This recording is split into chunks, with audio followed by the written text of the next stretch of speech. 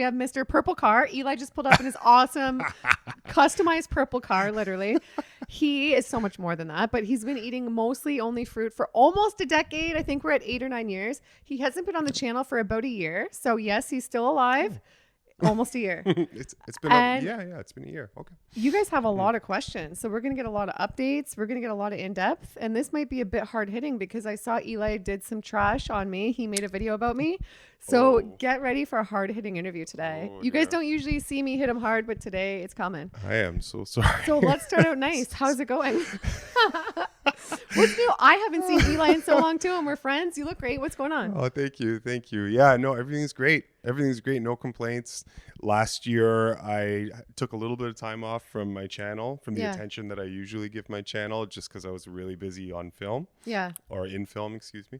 So I had to take a little bit of time off, but we had a lot of fun, and we got through our project. And by the time Christmas rolled around, I was just so stoked to relax and chill out, go to the spa and do the sauna for a couple sessions. Amazing. I'm glad you're a guy and you can admit that. Go to the spa. I like that. And so almost 10 years, only fruit pretty much. And we haven't seen you in about a year. So I want to start with, how has your lifestyle changed over the year? Are you still doing mostly only fruit? What are you typically eating? Any changes since I saw you last? You still feeling good and Eli's a stunt man as well, because if you guys don't know, he just referenced the film. He does films as well. He's a professional stuntman. So, has my diet changed at all? Honestly, not really. Wow. Yeah, not really. I went through a little bit of like a salad and veggie. Oh, sorry. Maybe I should describe what I'm eating. Mostly fruit, right? Yeah. So mostly fruit. Mostly very, very simple combinations, if any. And it did change your life for people who don't know. Sorry, we'll get back to that in 1 sec. It did change your life transitioning to this lifestyle, right? For people who didn't know you, like you went from standard American diet to only fruit and totally changed, right? Yes. But I transitioned to a healthy vegan diet first, and then sustained that for a number of years. And then from there, I transitioned to the raw variety of vegan lifestyle. Okay. And of course, and mostly fruit. When I say mostly fruit, 99% fruit most of the time. Yeah. Very simple meals, mono meals. So when I say mono meals, a meal could be a bunch of apples, a bunch of pears, a bunch of mangoes.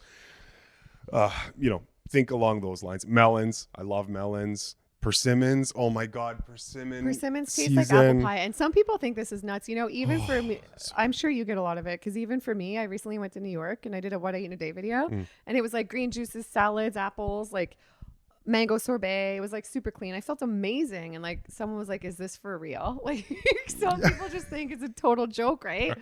So anyway, carry on. Yeah, no, that's okay. So that's what I do most of the time. Okay.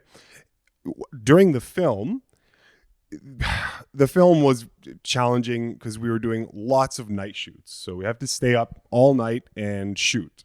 Okay. And so at the end of the night, I don't know if you've ever been on a film set. Yeah. But you have. Okay, so TV sets, not film sets. Yeah, that's fine. Yeah, same thing. It would be the same deal, where catering comes and they've got just a whole bunch of food for everyone at lunchtime. Okay. At the end of the day, the amount of food waste that just gets thrown away, it's very saddening. It's very upsetting. Yeah, it's very upsetting. Really? Yeah. With like tons. The crew who doesn't eat the food and stuff? I guess. Yeah. And I always wondered, in your position, like what happens on crew? Like everybody's probably eating, standard American type food, right? For the delivery mostly, or most takeout stuff, right? Yeah. Conventional stuff. Yeah. Conventional catering stuff. So yeah, lots cooked different starches and carbs and meats, all with oiled up and greased up and seasoned up, and just conventional. And you don't eat any of it. So do you request for them just to bring you fruit, or do you bring your own fruit? No, usually I just don't do anything. You don't eat? Usually I just don't eat. Yeah. What? And you have the energy to go do the stunt moves and stuff after that? Yeah. Really? No. Once we get to like 4:00 in the morning, you're wanting to get home and get to sleep. But so everybody is, right? Nobody's jumping for joy with energy, 4 or 5 in the morning. Yeah, so what I would do is I would take care of all my eating prior to going on shift. So maybe around 3 o'clock or so, 2 o'clock, 3 o'clock, I would have my meal, and then I would just not eat until the next day, right? And go through the whole night shift. I would have some water, but other than that, I wouldn't eat for most all the days. There were a couple of days where I did have, because what I was saying earlier, all the food waste, right? Yeah. I noticed at the end of the day, there was just buckets full of salad, of these wonderful salads that catering had prepared, right? Tomatoes, cherry tomatoes, and leafy green lettuces, some shaved carrot. Huge salad, and it was all going to waste, right? So at the end of the night, they were like, okay, guys, if you want to take some home, take some home. So I would just take a whole bunch of salads home, and I would the next day, then I would have some lettuce, some salad, right? Yeah. Buy some like celery, buy some avocado, and just have some veggies. So the point is in this story is that I ate more vegetables than usual for the duration of time that I was in the film, working on the film. And then when it was done, I could just kind of go back to what I was. And did you notice a difference in how you felt, like incorporating the vegetables versus only the fruit? Not too much, because I was eating so minimally and infrequently as well. Because I was trying to mitigate the tax of staying up all night, right? That's hard on the body. It's very hard on the body. So when something like that is happening in your life, what you would want to do is you'd want to make amends for that and compensate for that by saving energy in other things that you're doing in your life. Yeah. Right? Yeah. So you want to take that into account and then make the adjustment that's necessary to help you conserve as much energy as possible. So for me, because I don't want to eat throughout the night or eat all the stuff that they have for catering, then for me, I'm thinking, okay, well, I just won't eat, right? And when you go to sleep, right, after your shift, you wake up feeling so refreshed. So on my days on set, as much as you'd be just, oh my God, get me to bed by the end of the shift, there's nothing in your stomach, right? Everything's clean and empty. So I go to bed like that, and then in the morning, I would only need 3 hours or 2 hours sometimes to feel very, very refreshed. Wow. So I would be up in the morning around 7 o'clock, 6 o'clock or so. And just like, boom, up. I'm like, oh my God, I need to work out. I need to do something. I need to move around. But if you were eating standard American diet, probably no chance. No chance. No right? chance. No chance. And, a lot of the other guys that I was staying with, they're waking up at 12, 1, 2, some of them, right? Do they make comments to you or no? They know me. I mean, we've been together for so long now. So they just that's just Eli for them. Yeah. Right? But yeah. So anyway, I just had to make a couple of adjustments. Yeah. And everything was great. That's good. And I know you made a video about me with the pineapple. So I did a pineapple hack reel where my daughter and I were showing that you can actually open a pineapple without any tools, without a knife or anything. You have to smash it. I was smashing that thing. So Eli made a video basically insinuating that I'm a psychopath, showing how hard I was smashing the pineapple. But I just want to say, I have seen some of the films you make, and I think that was pure projection because I have seen these crazy ass films. And there is a lot of craziness going on in these films. I'm just messing around though. You know I love you. But do you like doing these films like that? Because these are like, I don't know if we can put in a clip. I don't know if it's family, if my channel is pretty family friendly. I don't know if these clips are, but I feel like it's like you're high vibe, good aura, friendly Eli, and then you see these clips and it's like, what? You like that side of things too? You have fun with it? That's cool. It is interesting because very often the roles I'm playing are just the complete polar opposite of my character. Right? Yeah. And in life, I mean, that's fun though, right? But it's fun. It's not. Yeah, it is fun to just challenge yourself with portraying something else other than you. It's challenging, and it's rewarding. It's fulfilling. I really enjoy it. And if someone's watching and you guys stay tuned, because we have so many great viewers questions, but if somebody's watching and they want to get into film, like how did you get into it? Where do people start with that? So with me, it was a bit different. For stunt people, it's a bit different. Oh, okay. Okay. Stunt people usually don't have agents. If you're going into film as an actor or actress, then for sure you want an agent. But most stunt people don't really have agents. And I got into it. I mean, I was training for this job for my whole life, and I just didn't know it was a job until way later on, right? So by the time I developed a whole bunch of movement skills.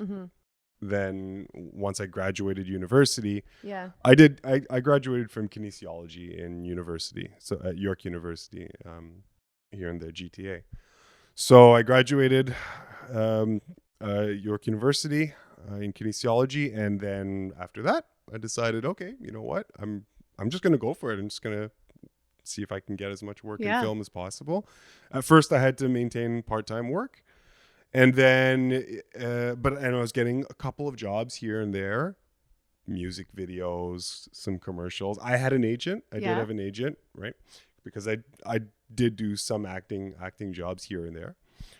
So a couple commercials, some stuff, getting a little bit of work here or there, and then eventually I started getting calls from stunt coordinators. Cool. And that's a good moment, right? Because it means that people already know you, and you're getting more familiar in their minds. And so I started getting called a bit more often. And then at some point I decided, okay, maybe I'm just going to quit part-time work and see if I can make it full-time. And that's like your full-time thing now, right? That's awesome. And you're good at it. I've seen your stunt moves. I'm just like, wow, it's awesome. Oh, thank you. Yeah, thank you. It's really incredible. Oh, thank you. It is a lot of fun. It's a lot of fun. It's just the physical challenge and having a reason to always develop yourself in some way, right? Stay flexible, stay limber, stay strong. It's really good motivation to do that, even though a lot of the time I'd be doing it for fun anyway. Like I've never, since the time I was a kid in gymnastics, I never stopped. Like I always, I keep doing it now to this day. That's great. And it's just, it's a lot of fun. And you feel like this lifestyle, like it enhances it. Like you couldn't maybe do that without the other lifestyle. And do you think you'll always only eat fruit? Do you think you'll transition to any other lifestyle ever? Until my physiology changes and and says, hey, you are now an eater of some other type of food material, I can't really see myself drifting too far from what I'm doing now. I'm willing to say, oh, maybe I might at some point include a couple more nuts or more. Maybe at some point I'd include a little bit more but vegetables, excuse me. But every time I do, the feeling is, oh man, I can't wait to get back to just the simplicity. And how your body responds when it doesn't have much work to do.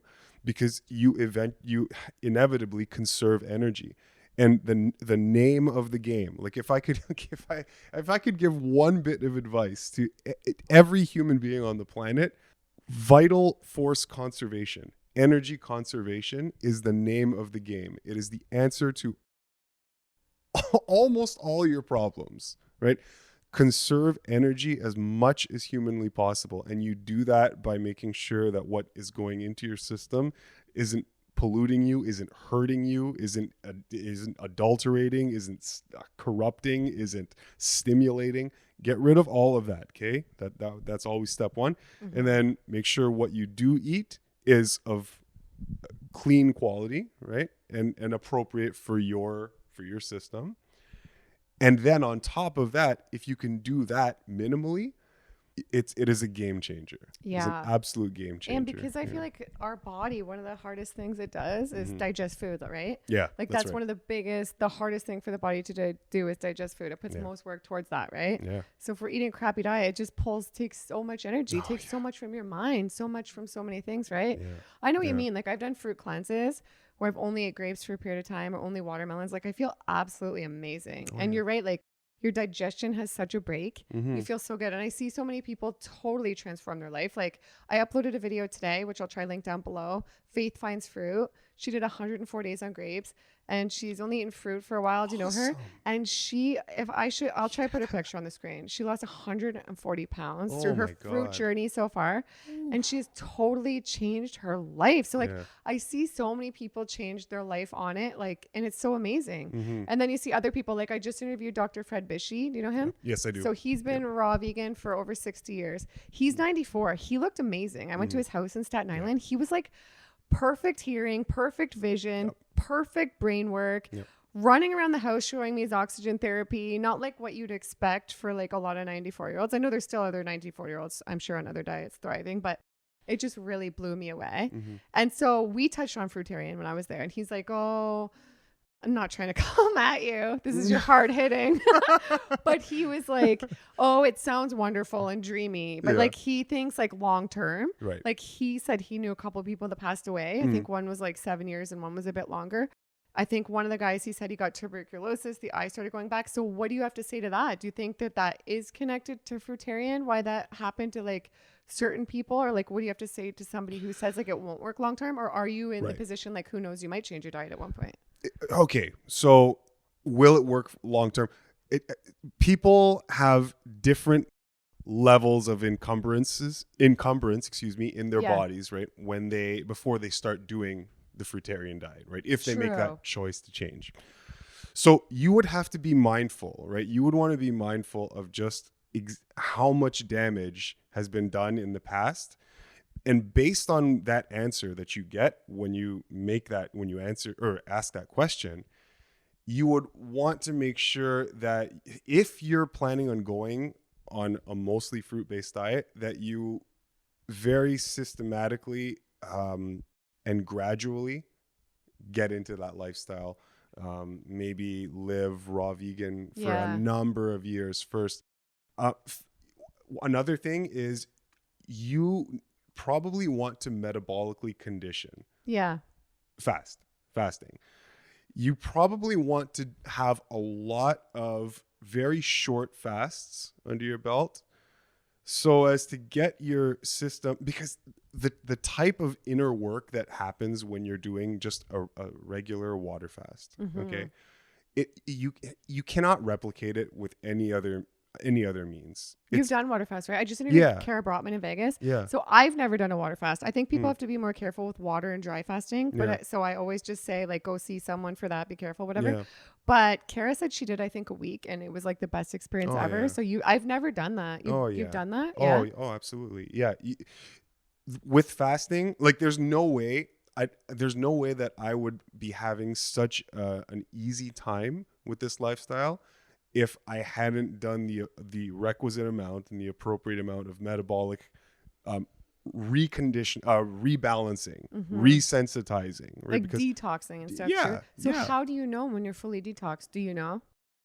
You can't really know, right?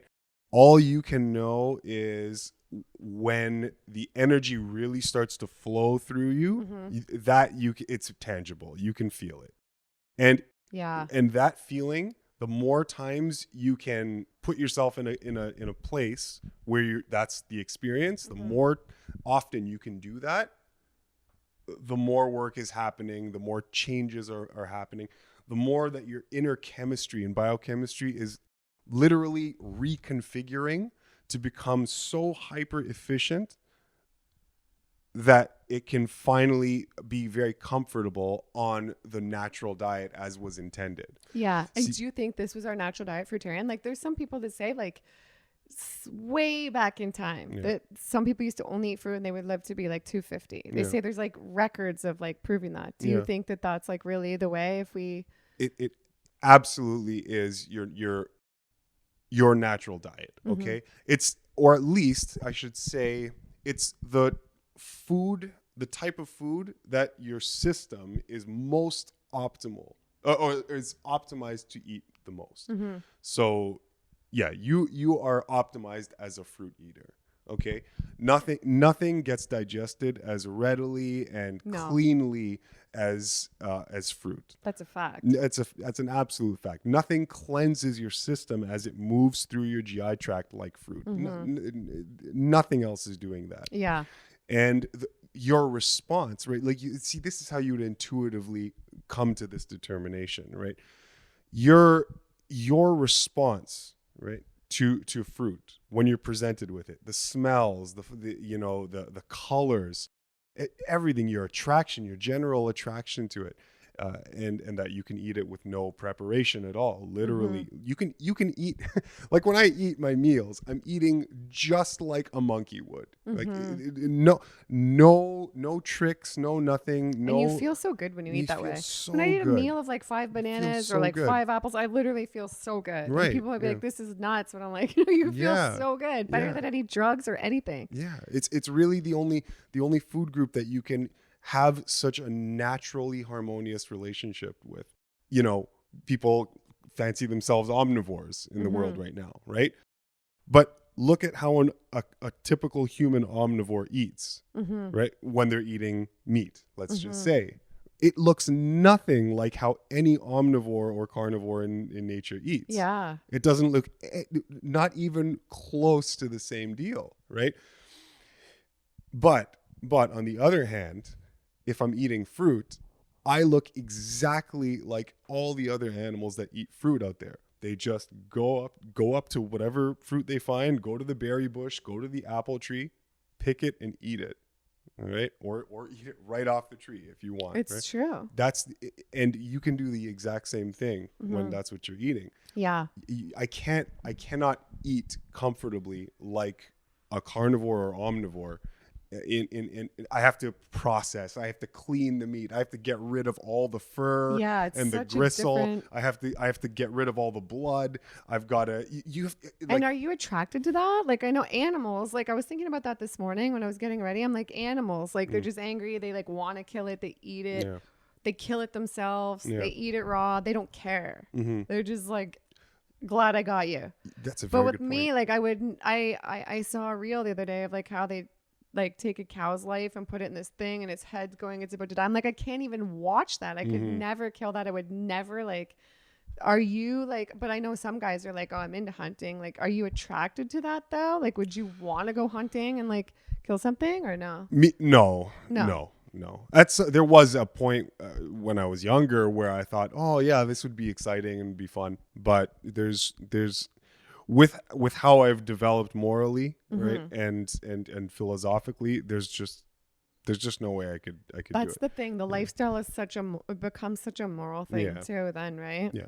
I mean, because at every moment when I'm out there, I would know absolutely. I'm like, I could just get in my car and go somewhere else and get some food that doesn't require me to kill this animal. Yeah. And right? Have you had a necessity? Have you had any health problems in like the 8-9 years?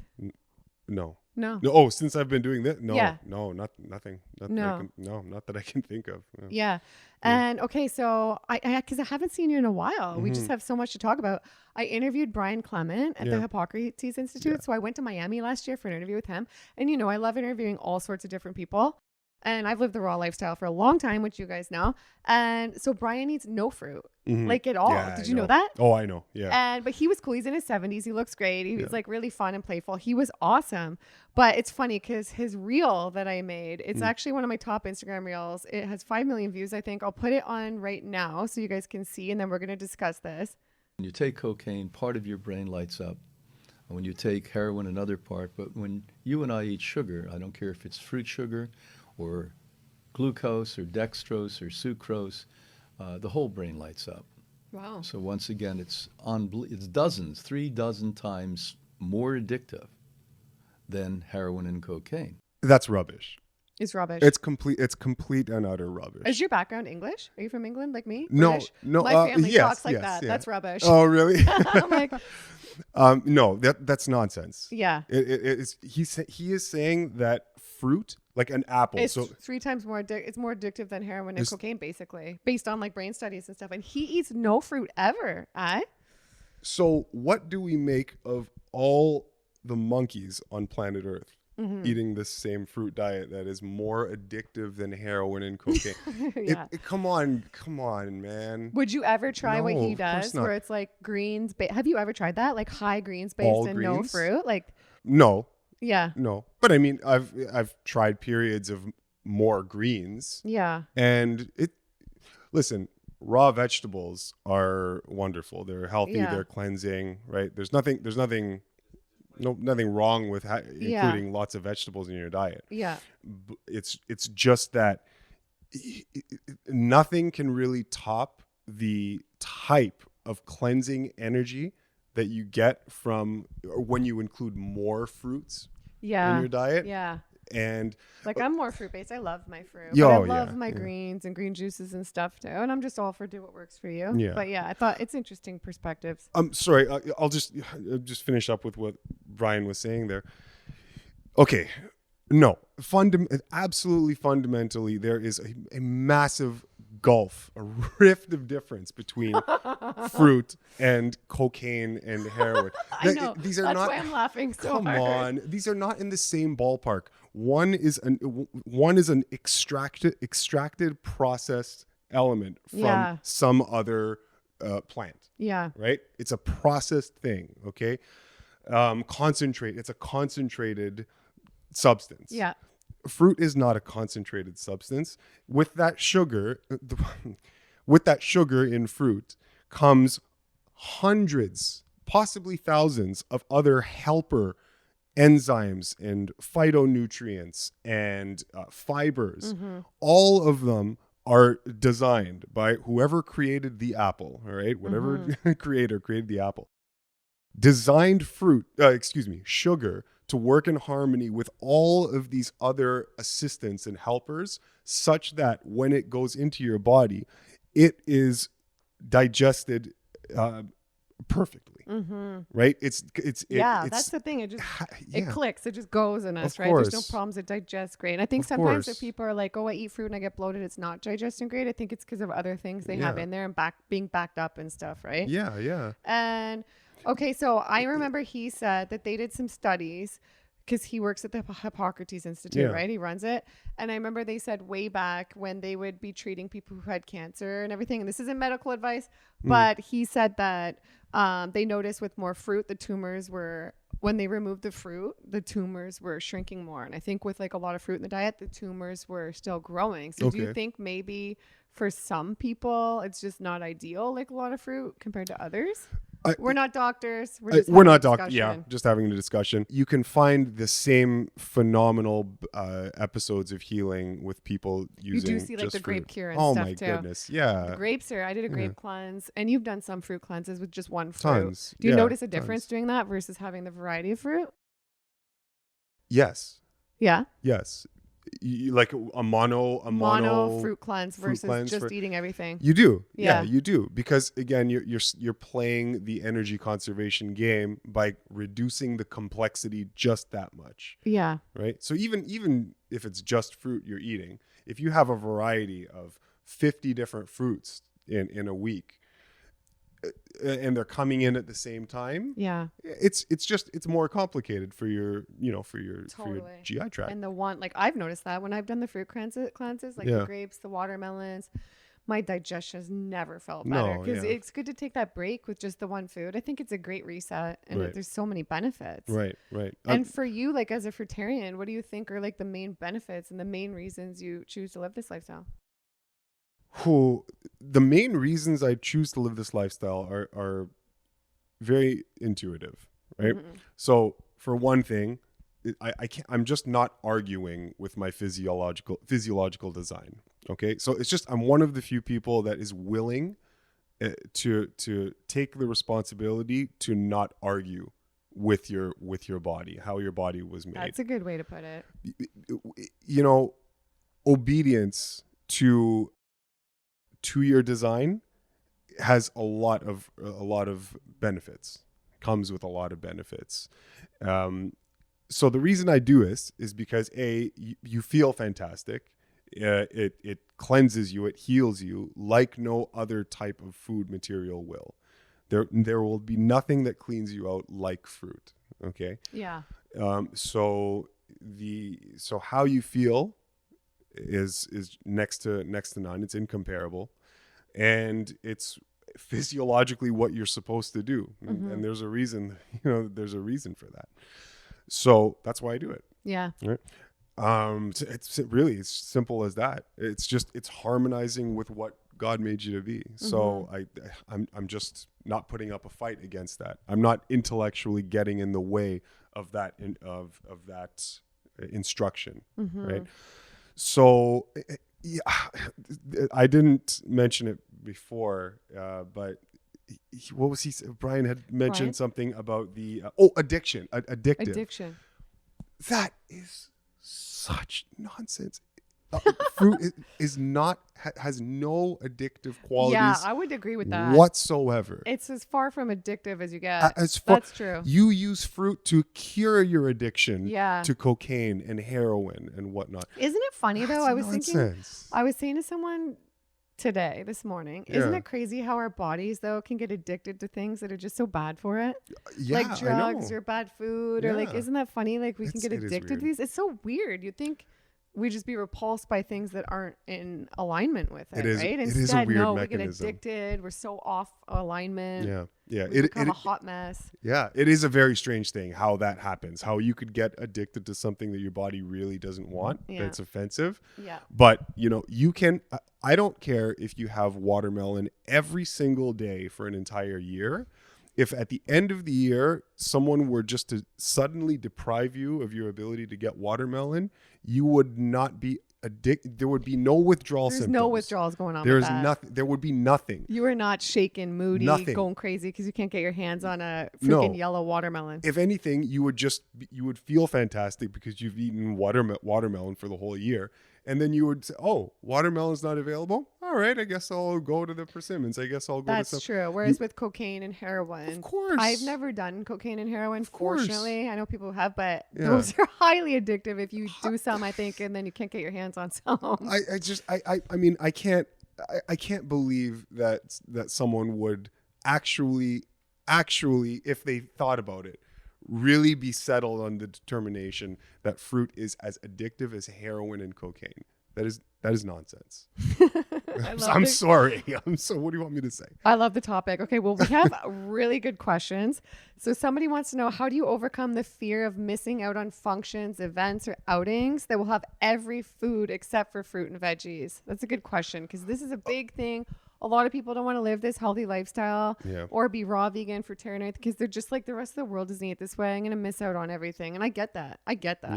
Yeah. That is a big thing. Can you just read that one more time? Yeah. So how do you overcome the fear of missing out? Like, missing out on functions, events, outings that will have every food except fruit or veggies. Oh, I see. Okay. Yeah, I missed the nuance there.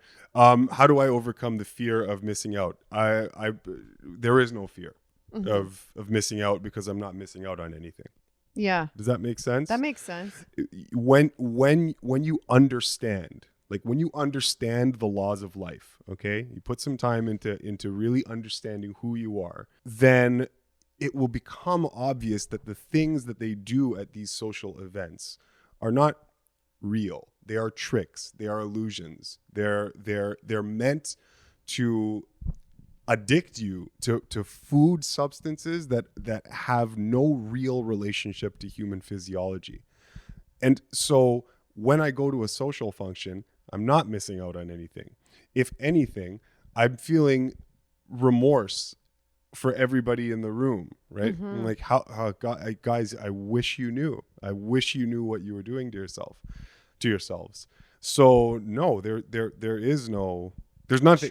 There's none of that. I think that sometimes too. Sometimes I'll have a little moment where I pass a restaurant, see people dining out, they're laughing, looking so happy, and I'm like, do I miss that a little bit? But then I'll be like, check yourself. Remember how you feel with all that, I just don't feel as good. That's why I do this, you know? Yeah. Your responsibility to yourself trumps the fake adulterated taste sensation of all of these fake foods, right? These are incomparable. And so, when I go to a social function, I'm going to enjoy the social function, and you guys can eat what you want, but it doesn't have any weight. It doesn't press on me. It's not the master of my habits and my behaviors. That's me that's in control of that.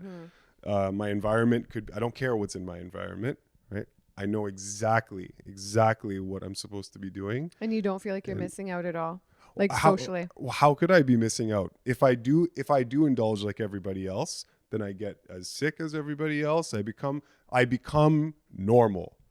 Yeah. Why on earth would I want to do that? I would not want to. No I'm way. scared to be normal. No way. No way. I know what normal is. I experienced that for the first big chunk of my life. And being normal, it's there's something missing. It's like, no, that's what we have to be scared of. Yeah. That's what we have to have the fear Yeah. of. Yeah. Well, if you want to be normal, go ahead. I mean, nothing wrong with it. But Right. somebody said, how do you combat the belief that you only get one life? Therefore, you should experience new foods / other cultures' foods and not limit yourself. When you sublimate your senses, okay, sublimate your philosophy on life, when you naturalize everything, it's not that so you're not missing out on the pleasures of life because you're not eating all of the sensational, stimulating, addictive foods out there. It's just that there are higher and grander and more wonderful things that life can offer that you would now be attracted to and do. So in life, right, I'm simply putting my attention into other splendors of life, right? It's outside of the fake food kind of attachment, right? So people who are still attached to hyper-stimulating, hyper-palatable, adulterated foods, okay? People that are still attached to those things, it's very difficult for them to imagine what it's like to not want them or not crave or need those things. So they'll have a question like that, right? Yeah. How do you, aren't you missing out in life when you're not experiencing all these wonderful foods? And what I would answer to that is all of those wonderful foods don't hold a candle, right, to the wonderful things that your body starts to do when you don't eat all of those things. True. Okay? Because that's what they don't have any experience in. And if they did, they would understand why you're not eating any of those things.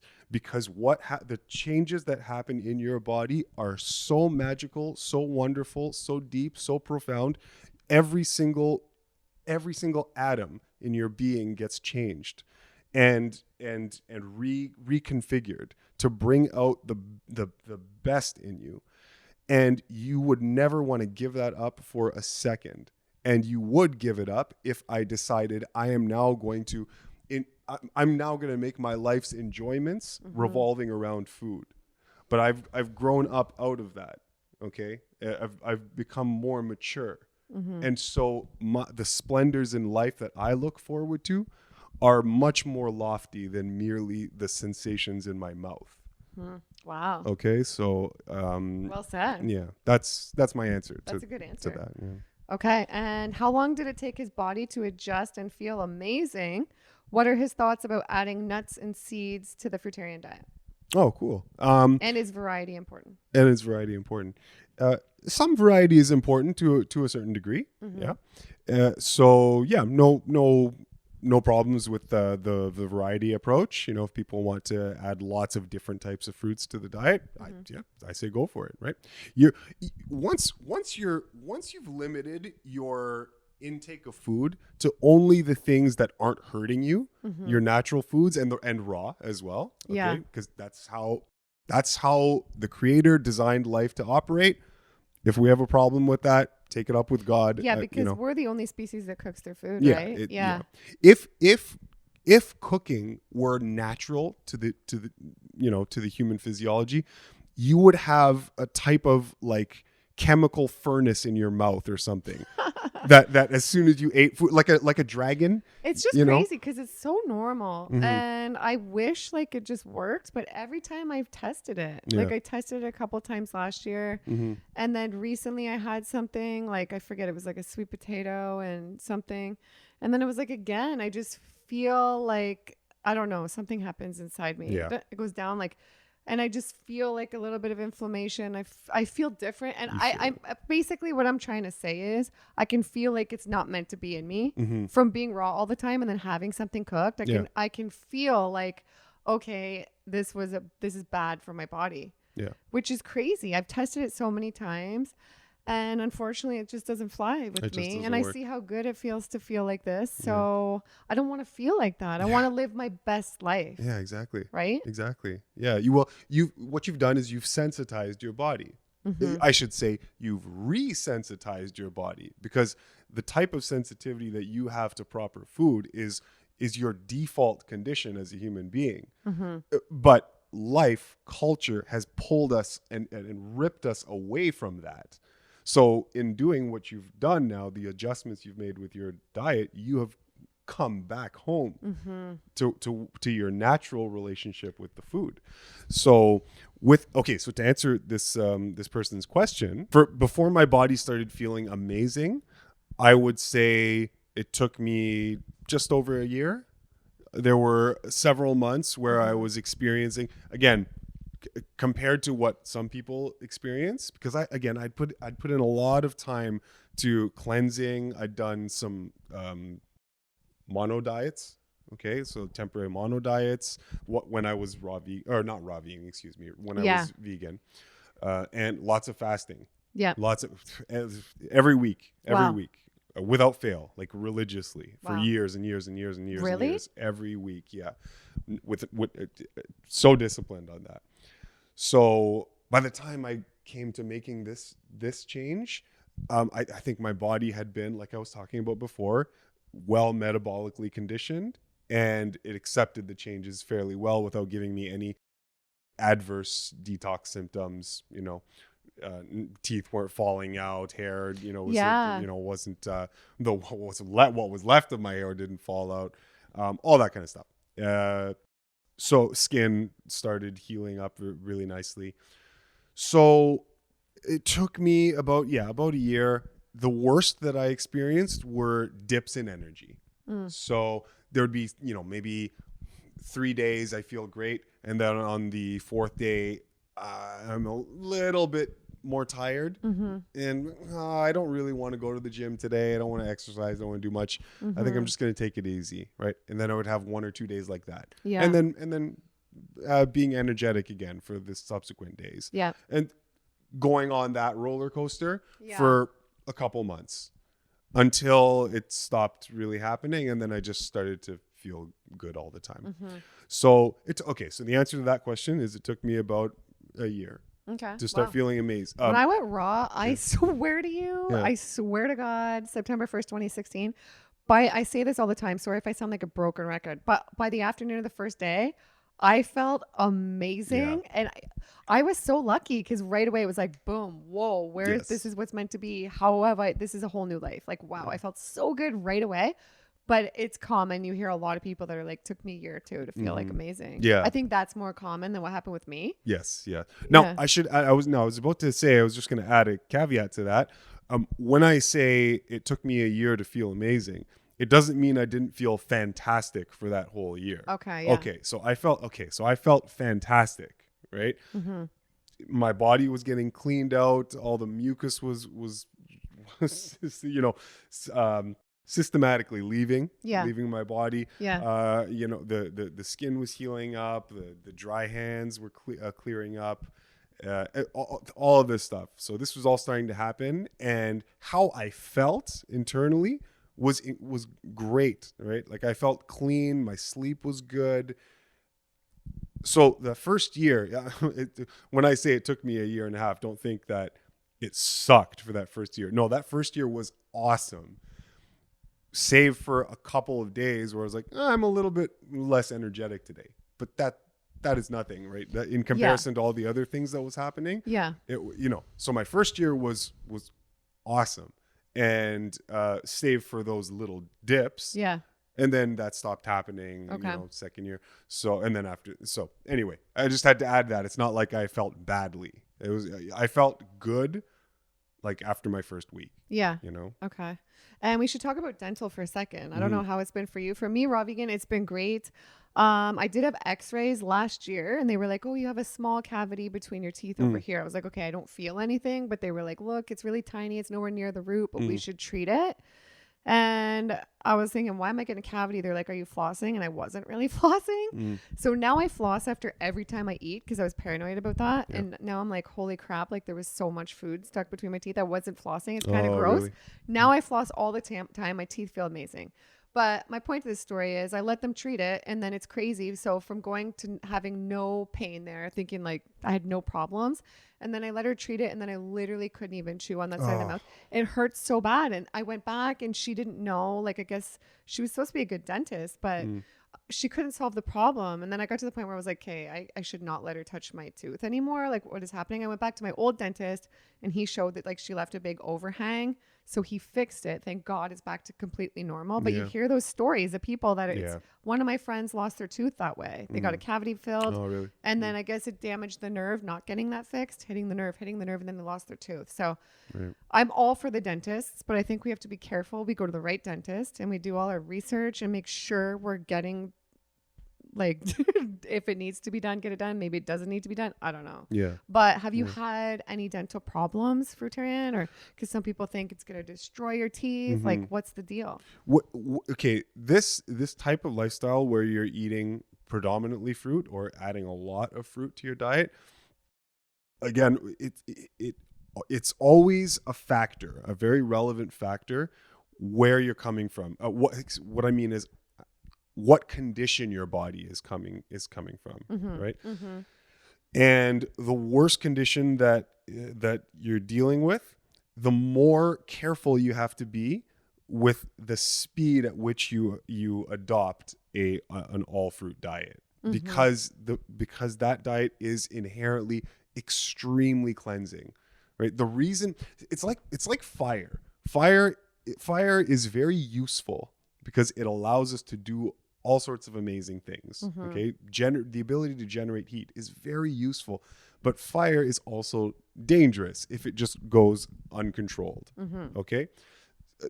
It's almost like a fruit diet is like that. The power, the raw power of that diet, it's powerful.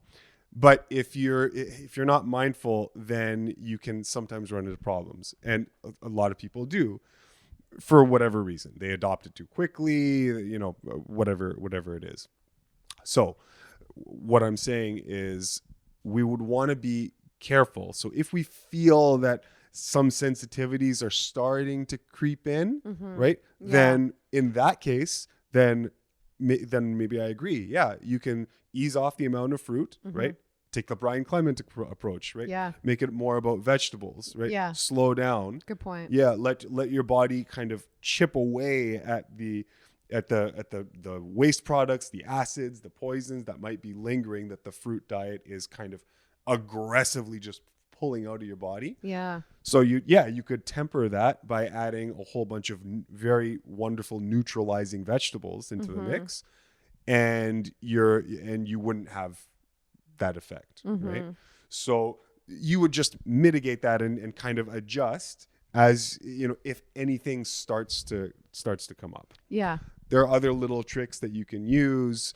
At the end of the night, it's a good idea to rinse your mouth out from whatever you ate. Just rinse your mouth out, a little bit of water, a little bit of baking soda. Okay. Yeah, so a little bit of baking soda in water, just shake that around and then swig it around in your mouth for maybe 2 minutes or so. That's supposed to be really good. I think Shane, so I'm friends with Shane, Shane, he uses baking soda I haven't used that for dental, but that's supposed to be healthy. It's really good to help, well, like you said, just get rid of the stuff that might be the bits of food that might be lingering in your mouth before bed. It's like Ted Carr says, floss the teeth you want to keep too. So I think flossing, I'm all for flossing. Now I'm gonna make a whole dental video about all my nightmare dental experiences in my life and everything I've learned. So be sure to subscribe for that. So we both know, I know Casey from the Vegetable Please. He's amazing. I love him. Casey, we love you. I've tried to get him on the channel so many times and now he's back. So he's carnivore. What are your thoughts on carnivore? And I know you guys are friends. You still stay friends, right? If someone changes their diet like that? Yeah, good. for sure. Cool. What do you think about carnivore though? Oh, or if you don't want to talk about the carnivore topic.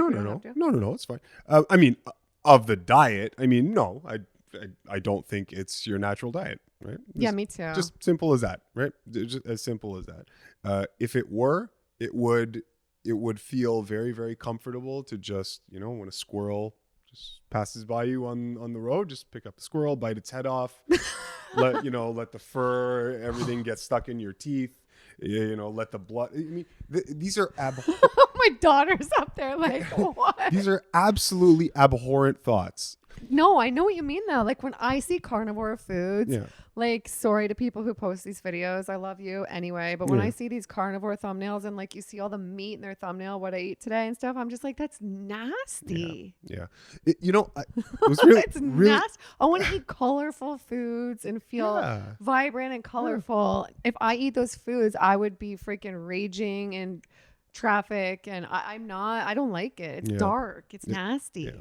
It's someone. I get emails and messages, my Instagram all the time.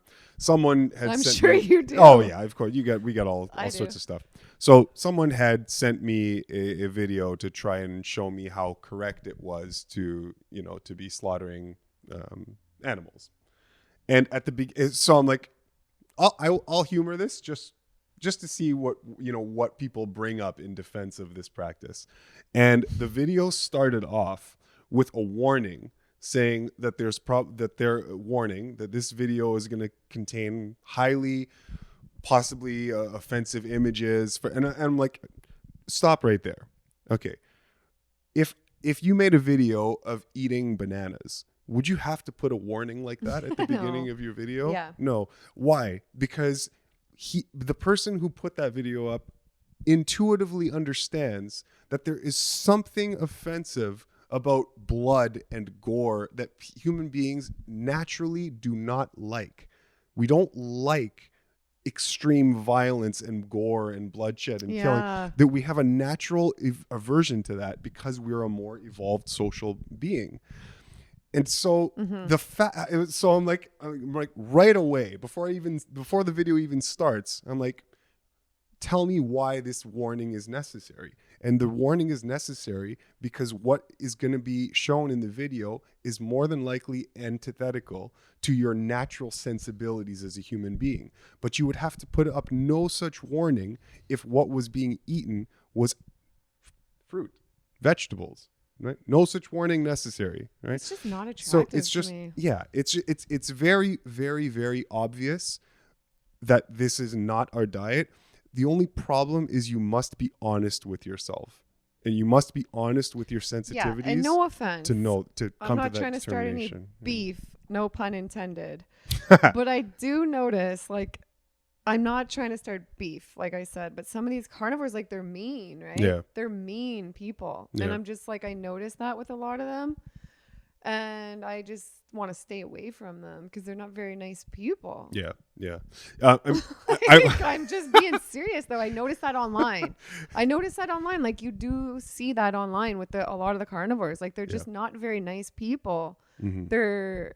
They talk trash on a lot of people. They're hateful. They make nasty videos about people. They're in a dark space. I don't want to be in that dark space. I want to live my life like in as much light as possible. I know we're on a planet of polarity and there is dark and light, but I feel like when you go down the carnivore route, you become very much encapsulated by the dark completely. Yeah.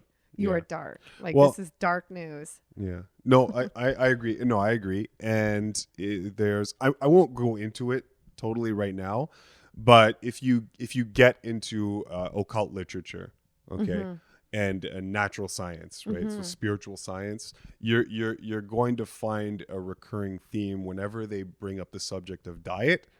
where it has always since antiquity, right, been understood by people that were inducted into these mystery schools where they're learning occult principles and natural laws of life, how the universe works, all this stuff, all this mystery science, mystery religion stuff. It was a very accepted thing that you couldn't include the flesh of animals in your diet if you want any shot at elevating your mind to its true potential, elevating your emotional maturity to its true potential. What it does is it aggressively rips you down into your lower chakras, right? And it animalizes the person, right? I believe that. And so this was something like you couldn't get into a mystery school. So let's just like the Pythagorean school. Okay. You entry was so strict. Like the criteria for entry was like you have to be next to a saint, right? You had to go through a 40-day fast. You had to your diet had to be pristine and clean.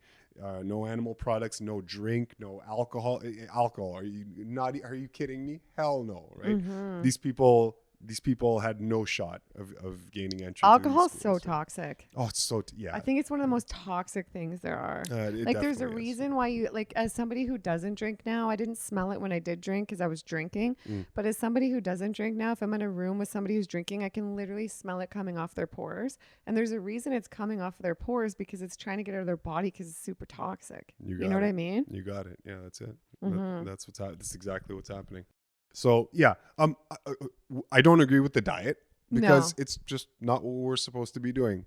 That really, end of story. I don't think we'll ever log on to YouTube and see Eli from the Free Melon Society has now gone carnivore. No, you'll never. No, there's literally no chance that this will ever happen. Good. Me too. Me too. No chance. And I think if people are like, well, I don't want to give up animal products. If some people believe like you have to have them for nutrients or they want to have them in their diet, like do a Blue Zones diet then, or like eat it once a week. Like it's just so excessive now. And to make that your whole diet. And the reason why I personally think because some people are like, well, I healed on the carnivore, I never felt better. I think it's because a lot of people like are removing all the processed food, removing all the crap. And then a lot of the people who are doing carnivore are doing OMAD. They're doing like one meal a day, and they're doing like a lot of intermittent fasting. And I think no matter how you're eating, if you're doing like heavy intermittent fasting like that, like you're gonna feel better, I think, than if you're not doing that. But then I think it's like Fred Bishy said, who I interviewed, who like long term the carnivore diet, like I just do not see it working. Imagine a human being after 30 years of the carnivore diet of only eating meat. Like I wouldn't even want to be, I'd be scared to be in a room with that person. I just picture him being so aggressive and so aggressive. It's, it's hard to imagine how it's picked up so much traction. But I get it, because what you said is, it's very important what you just said. It's because most people when they do this, when they go carnivore, they're playing the energy conservation game. They're removing all sorts of other offenses from the lifestyle, and bagels and all the other stuff. All of that, and then eating meat in combinations with starches and grains. Because there are people that are like, I healed, like you have. A lot of people would say that. Yeah. And I believe it. Me too. I believe them. Like, I don't not believe them. They're not lying. That's a real experience. Yeah. But it's just, we have to know why that's happening. And it's because, again, like I said, energy conservation is the name of the game. That's like the key behind all healing of all varieties. True. Yeah. And good so point. the more they do that by removing all of the other offenses, then they have, in essence, conserved energy. And so even if you're eating something that is not necessarily the best thing for you, if your body is saving a lot of energy, then it can find a way to deal with that, right? And you can get away with healing, right? Because crowding your gut with all sorts of stuff, I mean, that's arguably more challenging to deal with and that's simple. than They're one just single element of, I get that. you know, but like long term, let's ass. see what happens. I don't know. Like I know it's not for me. I'm grateful we live in a world, some things we can't choose, but how we eat is amazingly one thing we can definitely choose, how we eat. And I choose like the raw, living, vibrant, amazing foods because I want to feel that way and I want to have that energy and that aura, right? Yeah. I know people sometimes ask me, and like, what would you do, Eli? Like, what would you do if you honestly were in a situation where you had nothing in your environment, you're out in the woods, you know, no clothes, no nothing, right? What would you do? Would you say you got stuck, like there's a Bruce Trail here where I grew up in Limehouse, Georgetown, Ontario. There's a big forest. I used to play in a huge Bruce Trail forest. Like say you got stuck in there in a film, everybody was gone. You're stranded. You have no way out, but you can kill a deer or something. Would you do it? Yeah, sure. At some point, if there's no other option and I'm on, you know, maybe the second week of my fast, right? Because because that's an option, right? Just don't eat and keep walking, keep doing whatever you need to do to find a town, a civilization, whatever, right? So there's a certain amount of time that you definitely have to play with. Yeah, you do. So there's that. But let's just say I'm at the end of my rope. It's day 30 of my fast. Yeah. Okay. I'm out of energy. Would I eat meat to survive if I had nothing? Yeah. Yeah, I get that. Yeah. Life or death, probably most of us would. Survival is survival. I saw this brisket thing on TV the other day, or like it popped up in an ad, I think. And I said to like my daughter, I was like, literally, I would die before I eat that. But I get it. Yeah. In that situation, most of us probably will. Fortunately, most of us probably not going to be in that situation. That's the thing. No, almost. I can't think of a single person. Once we go Naked and Afraid or whatever that show is called. You know, but sure. Even the people that claim, you know, that like to hunt or whatever, they're never in that situation. Yeah. They can always just drop the gun and just walk to Walmart, you know, drive or whatever it is. So, would I do whatever I need to do to survive? Yes. But I've never had to do that yet. And what do you say about the testosterone thing? What if some meat or like, what if some guys are like, well, I want to eat raw vegan or fruitarian, but I'm afraid like I'll become more feminine or lose my testosterone. Okay. Clearly you're not, because I see the movies you do, but what do you say about that? Well, meat eaters are just as likely to have low testosterone as raw vegans. Mm-hmm. In many cases, when people are doing like carnivore or keto or paleo or whatnot, their testosterone plummets. Really? Wow. Yeah, like you're eating what is not meant for your body. Yeah. Right. And it's waging war with your biochemistry, and at some point there's going to be consequences to pay for that. Right. Yeah, would I be worried about that? No, no, definitely not. Right. Your test. Okay. When it comes to hormones, the last thing that you would want to be doing is to be eating and taking in someone else's hormones, right? Because you get a lot of them when you eat flesh and meat. I agree. Right. Yeah. You're eating testosterone. You're eating hormones. So you're eating all the constituents that was in that flesh. So when you're adding hormones to your body, and especially with the way they rate with all like the factory farming and all the farming they do now, especially the stuff they inject into them and stuff now, it's all so weird. Yeah. It's not like back in the day where you're just like, you're out, you need to eat, you're hunting an animal. Like it's kind of weird now. Yeah. So So it's better in my opinion for that very, very delicate balance of hormones that your body with its intelligence regulates. You would want it to just do that of its own accord without any other additional influx of exogenous hormones of any kind to interfere with that balancing process. That makes sense. So as long as you are eating what is appropriate for your physiology, hormone regulation all takes care of itself, and you're not supposed to think about it, and you don't have to think about it. But in order to have the luxury of not thinking about it and just not worrying, you have to make sure that you are not hurting yourself with your diet. Yeah. Right. Yeah. If you're not pristine and clean with your diet, you do not have that luxury anymore to just lay back and say, oh, okay, my body will take care of it, because your body is operating with faulty biochemistry. Yeah. So would I and have I ever worried about testosterone? No, there will be no, never. And it's interesting that people that include diets where they are getting all of these animal hormones, like cholesterol, for example, another hormone you would never want to take in exogenously. It's so funny.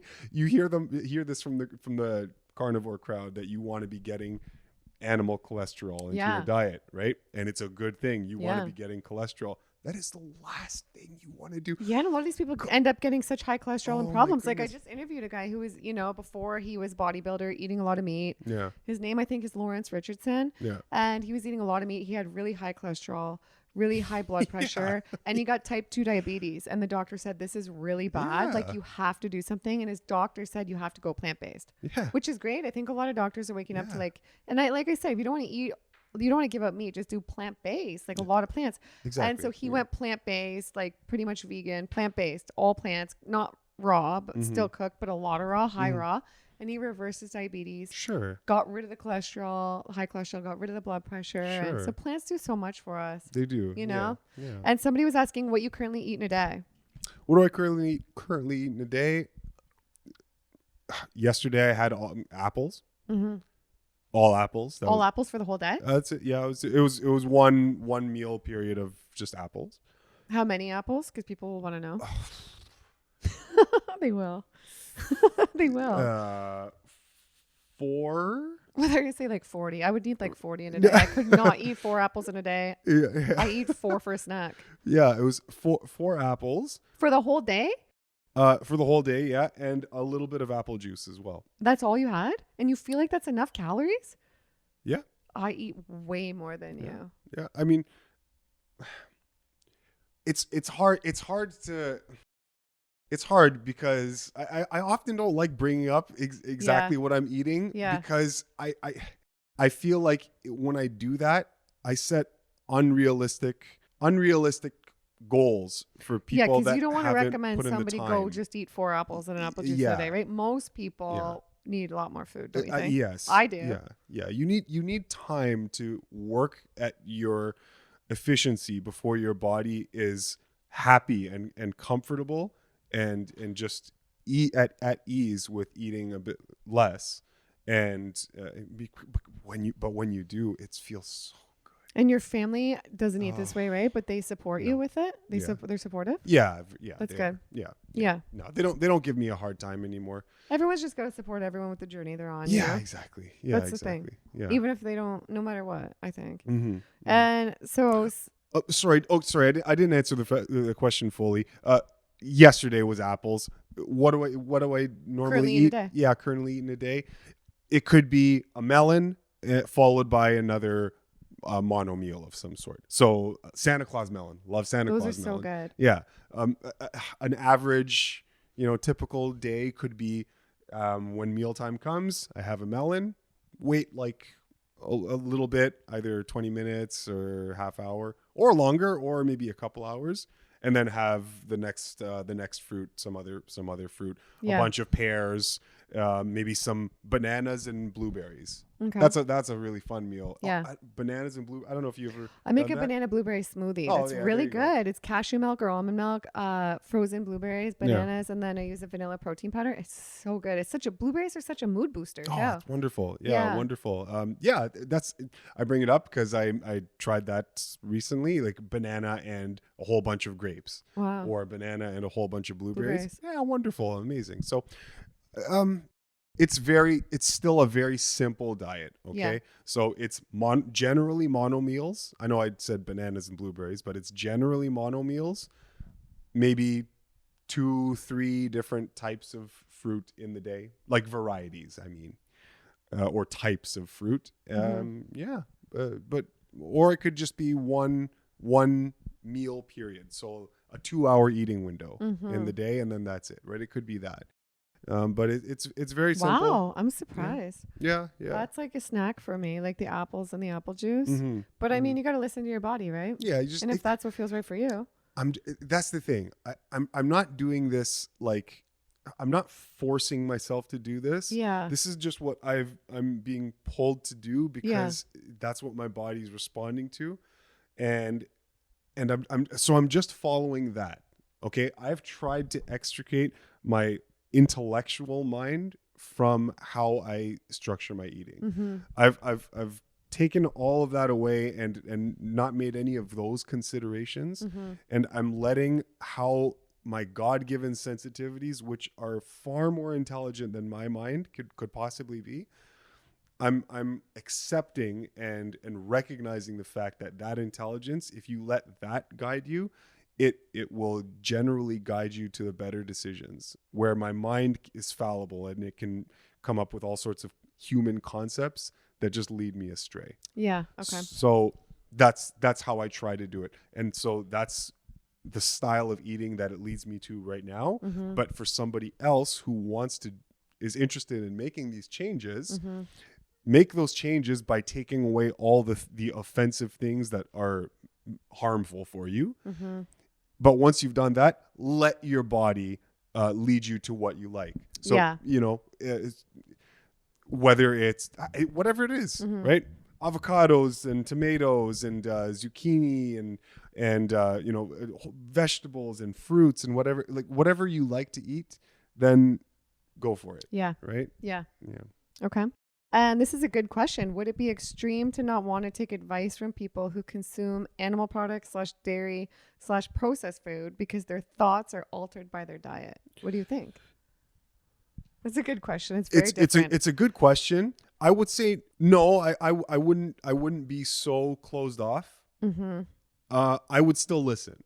I would still listen for sure. There's something to be if there's one thing I've learned, there's something to be learned from everybody. And as much as you might have to sloth through a whole bunch of inane nonsense in some of these, like carnivore podcasts or whatnot, you'll still come up with a lot of material that is just correct. Right? There's going to be lots of general dietary principles that they must pick up on that they're going to share in their videos or whatnot. And so you just watch and just have your discernment faculties present. Yeah. Right? And that's it. So I wouldn't be closed off to any of them. I would say, like, for me, I would not look at their diet. I would look at their life. Like, how is their life going? Are they happy? I would take advice from people who are happy, waking up, living the life they love every day. You know? I agree. They're like living. That's who I think you take advice from. Yeah. Not people who like can't look at themselves in the mirror or aren't happy with their life. And oftentimes those are the people that really try to give us advice. You got to just get rid of your ego, walk out of the room. I don't know. I know. I agree. Obviously, we do pick and choose to some extent, but so that's natural and that's normal. But if someone recommends me or it recommends that I watch a video, I'll watch it and I'll be open and I'll learn whatever I need to from that video. Just keep, have an open mind and learn from as many people as you can. But of course, never let your guard down, right? Always keep the security at the gate. Keep your discernment about you, and you'll be fine. Yeah. Okay. And someone said, ask Eli his opinion on psychedelics.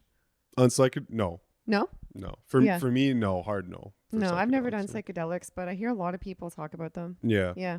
No. It's no. I mean, it's. I know that people can benefit from them. I know that there's exceptions. Yes, people can benefit from having psychedelic experiences. What I would say is that if you can explore your spiritual faculties without any kind of aggressive stimulant that rips you from one state of mind and rockets you into the next state of mind, which is not how it's supposed to be developed, right? It's spiritual development is very much, it's like there's this conceptual, non-physical school that insists on proper progression, right? And if you don't pay attention to that proper progression, well, it's like a kid going from elementary school to, grade 12 in a second. They're just not going to be developed enough to take on the responsibilities of a grade 12. So what I'm saying is, I know you have other questions there, but when it comes to dealing with the spiritual world, to just have your mind pulled there with no training, you can get all sorts of very, very weird experiences that might lead you to come to incorrect conclusions. Some of these experiences can be scary. Some of them can be very scary. That's what I'd be scared of. That's what I'm scared of. Yeah. You'd want to slowly work on your spiritual development so that you're slowly getting more and more familiar with the non-physical world, either the dream world, the astral world, so that when it comes time for you to have control over those things and use them effectively, then you will have put in the amount of training necessary to interact with that world properly, rather than a child just being catapulted into some world that they don't understand and being subject to all sorts of influences that so anyway, no, psychedelics is not something that I personally would recommend to anyone. Really. Yeah. Okay. And somebody said, could you ask him what he does to socialize and connect with others? I guess what you do for a living is pretty socially connected too, but luckily what I do for a living, it allows you to build a lot of relationships where you're doing lots of great things together. So just meeting up and training, right, with other stunt people is wonderful. I do the spa. I like going to the sauna every once in a while. Yeah. It's a lot of fun. I will do movie nights. We'll have video game nights sometimes. I don't play video games on my own. If we get together with a whole bunch of buddies at somene's house, and they just eat regular, right? They're just Oh, for sure. Yeah. Pizza, wings, all the whole deal. But it doesn't bother me at all. I'll go there and I'll either again eat nothing, or if I want to have fun, then I'll bring some stuff with me. I had not a long time ago, maybe last year, they were going out to a steakhouse, like a very, very classy steakhouse. So they invited me. They're like, "Hey, Marta, do you want to come to the steakhouse?" And I'm like, yeah, I'll come." So I went to the steakhouse, but I brought durian. I brought a whole bunch of durian with me. So it was fun. We're all cool with each other. I love it. Yeah. That's good. Cool. And somebody said, ask him if you finally started feeling unwell, less energetic, lower libido, and other negative side effects of long-term fruitarianism, would you be open to including a wide variety into your diet, or is it a dogmatic thing for you at this point? That's the question. Okay. First question. Have I noticed any of those things? No, I haven't noticed any of those things. If I did notice some sort of trouble, right? If there was some sort of trouble coming that I started to feel bad or started to feel worse, and I was thoroughly convinced that the fix to getting better is to include things that are not suitable for my body anymore, would I do them? I guess if I was very convinced that, that's what would give me healing, I would do it. It's just that is very rarely ever. That's not how healing works. That's not the principle upon which healing and vitality work. The principles that healing and vitality work upon are an abundance of vital force available to you. Okay. And the only way to get that is if you abstain from things that get in the way of the vital force flowing through and suffusing through effortlessly every single tissue in your body. So I get the question. They're asking, okay, you know, if stuff started happening, you know, would you include a whole variety of stuff in order to rectify it? And my answer is yes. But if that were the case, where including a whole bunch of stuff, right? Cooked meats, grease and oils and fermented foods, all of these things that you're supposed to eat to conventionally to have a varied diet, right? If that were the fix for whatever my troubles were, and I was convinced of that, then of course I would do it. Yeah. It's just that would never really be the fix for a health complication, right? To fix health complications, you need to empower vital force in you, and you take away from that whenever you load your body with inappropriate material. So that's the thing. So my answer to the question is, intellectually, yes, if that were the case and it were a true statement, if it were true that adding a whole bunch of variety of non-species specific food was the answer, I would do it for sure. Yeah, I get it. And do you take B12? I take B12. I believe in it. I'll put it down below. But I don't think you do you? I don't know. Never? Like, not at all? No. Wow. No, not for my whole life. And you don't notice any symptoms? Like, I remember I interviewed Chris Kendall from the Raw Advantage. He said like 10, or maybe it was like, I forget. It was at least 10 years. He hadn't taken any. And he started to notice he was getting really angry. Like, his computer broke down. He started smashing it. And then he was like, then he went and checked his B12. He realized it was really low. Like me with the pineapple eye. But no, my B12's good. So he started taking B12. And then he was fine from there. But you don't notice any symptoms? I've not. Oh, okay. Oh, sorry. I was about to say. I say check your blood work though. That's what I say. See, but see where you're at. I've never taken B12 supplements in my life. Yeah. Okay, so nothing's changed from my old lifestyle to now. Yeah. And no, I did for a couple days. Yeah. Experiment with I think it was a B12 liquid. Yeah. Maybe, I don't know, a couple of years before I started doing this lifestyle, like a long time ago.